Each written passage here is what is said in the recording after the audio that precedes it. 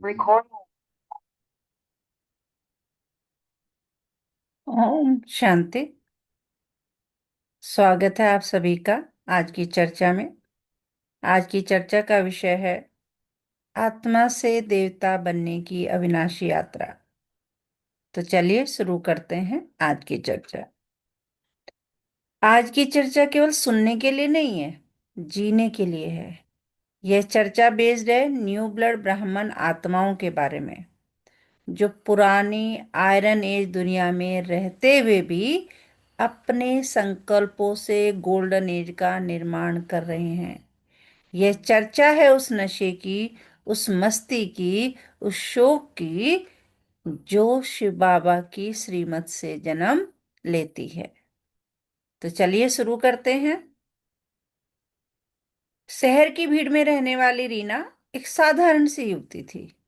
नौकरी, परिवार, जिम्मेदारियां, सब कुछ वैसा ही था जैसा आज हर किसी के जीवन में है।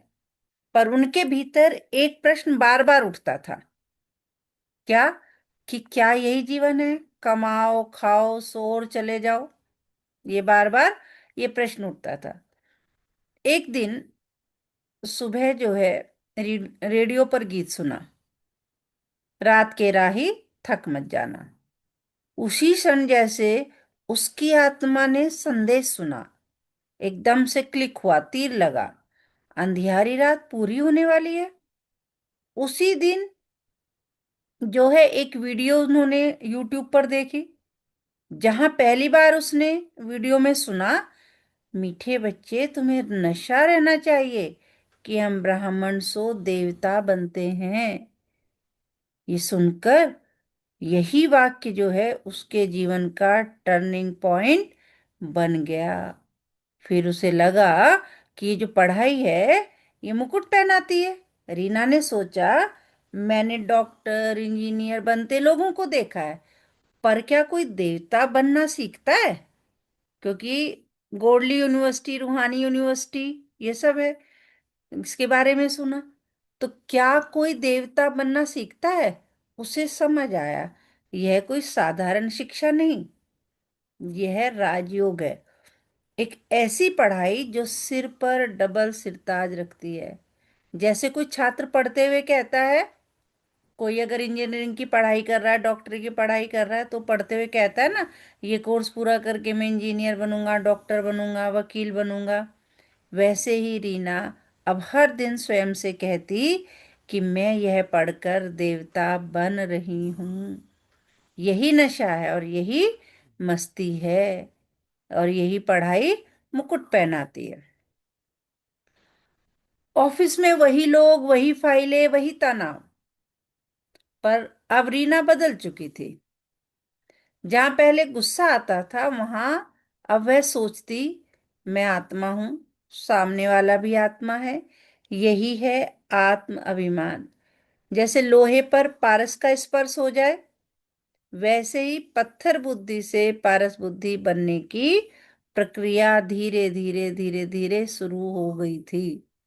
क्योंकि रीना ने जो परिवर्तन किया था वो अंदर से किया था, भीतर से किया था, बाहर से नहीं। बाहर की चीजें, बाहर के वातावरण, बाहर के लोग, सब कुछ वैसा ही था। फिर बाबा ने युक्ति दी थी कि अपना साधारण फोटो और राजाई फोटो साथ रखो। रीना ने क्या किया, अपने मोबाइल वॉलपेपर पर तीन चित्र रखे। सबसे ऊपर शिव बाबा का ज्योति बिंदु, बीच में लक्ष्मी नारायण, और सबसे नीचे अपना साधारण फोटो, लौकिक फेस का फोटो। हर बार फोन खुलता तो वही फोटो सामने आता, सबसे पहले शिव बाबा, फिर लक्ष्मी नारायण, फिर अपना। तो बुद्धि में बैठता, क्या बैठता, कि शिव बाबा मुझे पढ़ा रहे हैं और मैं देवता बन रही हूं। तो फोटो रखने से क्या फायदा हुआ? उसे हर समय याद आया कि जब भी फोन खोलें कि मैं कौन और मेरा पिता कौन। उसके बाद जो है, एक दिन ऑफिस में एक उसके कोलीग ने, यानी सहकर्मी ने कहा, आज आजकल तुम बहुत बदल गई हो रीना, अब पहले जैसी नहीं रही। तो एकदम रीना को लगा, समझ में आया कि माया भी बड़ी अगेंस्ट है, कि लोग बाग नहीं चाहते कि मैं बदलूं। बाबा की बात याद आई, विकार में गिरने वाले का पासपोर्ट खल्लास। उसने स्वयं से पूछा उसने स्वयं से पूछा, क्या मैं सच में डबल सिरताज के योग हूं? यह शर्म नहीं, यह जागृति थी। यही पुरुषार्थ की शुरुआत है, यानी विकार जो है वो असली परीक्षा लेते हैं।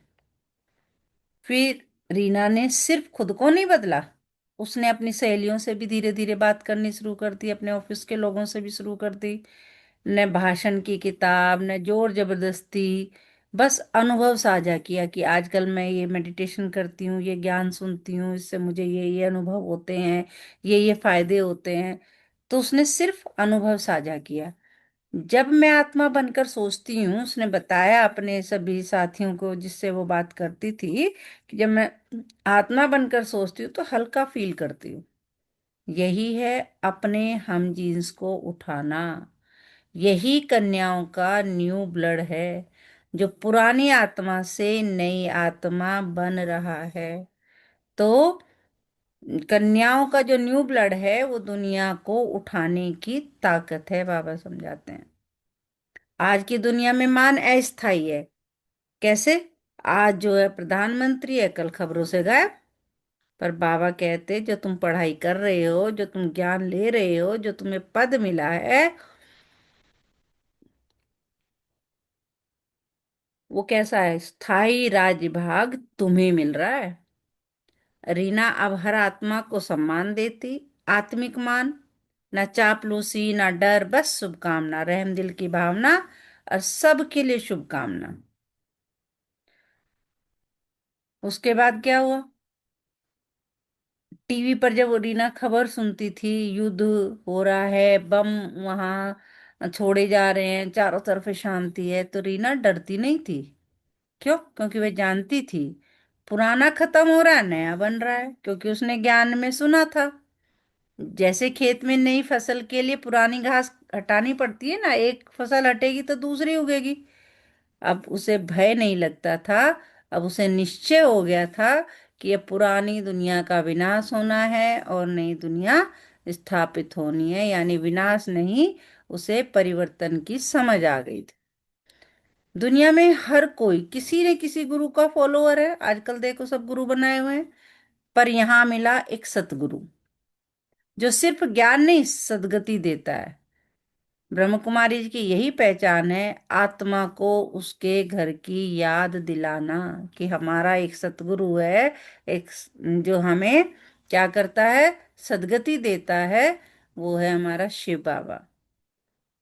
अब रीना ग्रस्त में रहते हुए भी ट्रस्टी बन गई, है ना। सबका सारा काम क्या करके, ये परिवार, ये बच्चे, ये सब कुछ ट्रस्टी होकर वो कार्य करती थी। बंधन है पर बंधन नहीं, यही है जीवन मुक्त अवस्था। तो इस पूरे आज के चर्चा में हमने यही सीखा कि मैं शरीर नहीं, आत्मा हूं, और आत्मा को शिव बाबा की श्रीमती से बनाती है।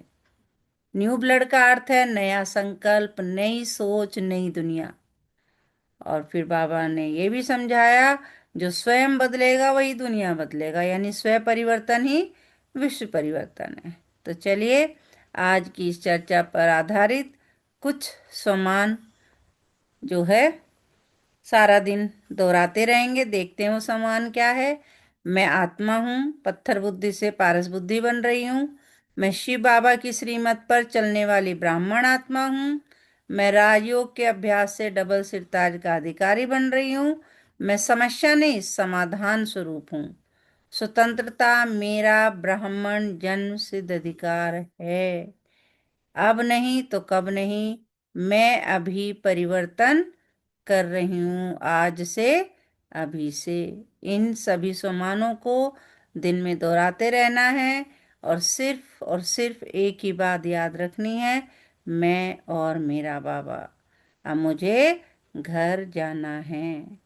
अच्छा, ओम शांति।